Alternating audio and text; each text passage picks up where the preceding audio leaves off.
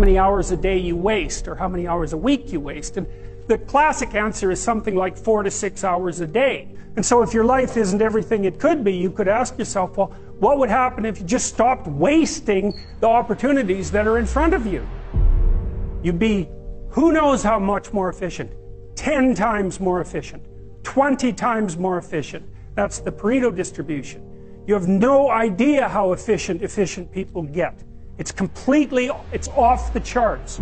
Well, and if we all got our act together collectively and stopped making things worse, because that's another thing people do all the time, not only do they not do what they should to make things better, they actively attempt to make things worse because they're spiteful or resentful or arrogant or deceitful or homicidal or genocidal or all of those things all bundled together in an absolutely pathological package. If people stopped really trying just to make things worse, we have no idea how much better they would get just because of that.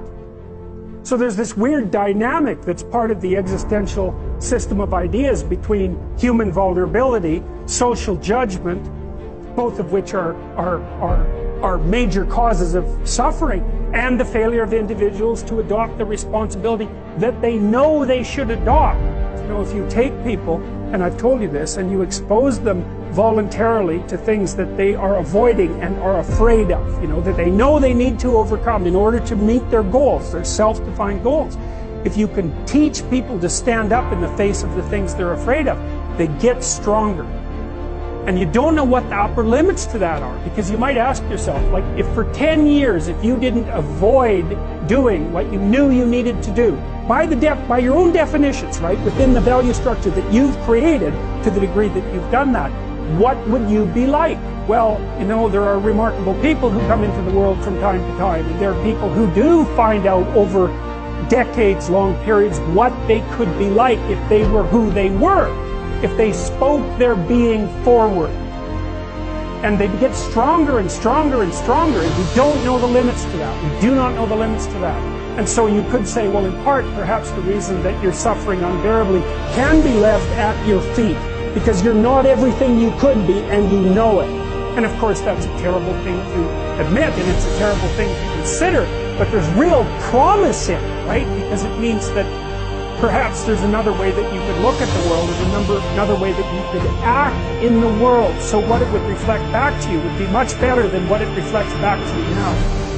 So you might say, well, what would happen if you abided by your conscience for 5 years or for 10 years? What sort of position might you be in? What sort of family might you have? What sort of relationship might you be able to forge?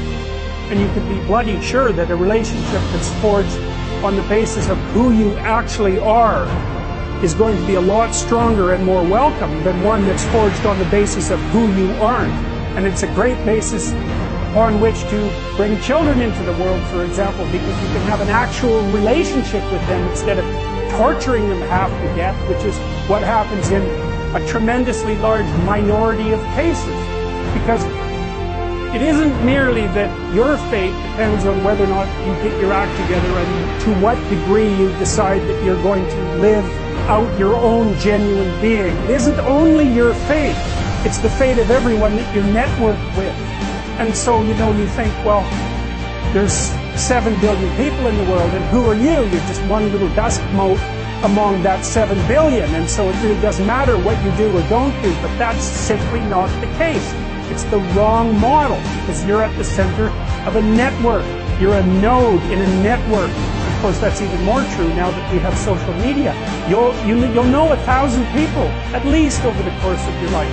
And they'll know 1,000 people each, and that puts you 1 person away from 1 million, and 2 persons away from 1 billion. And so that's how you're connected, and the things you do, they're like dropping a stone in a pond. The ripples move outward, and they affect things in ways that you can't fully comprehend, and it means that the things that you do and that you don't do are far more important than you think.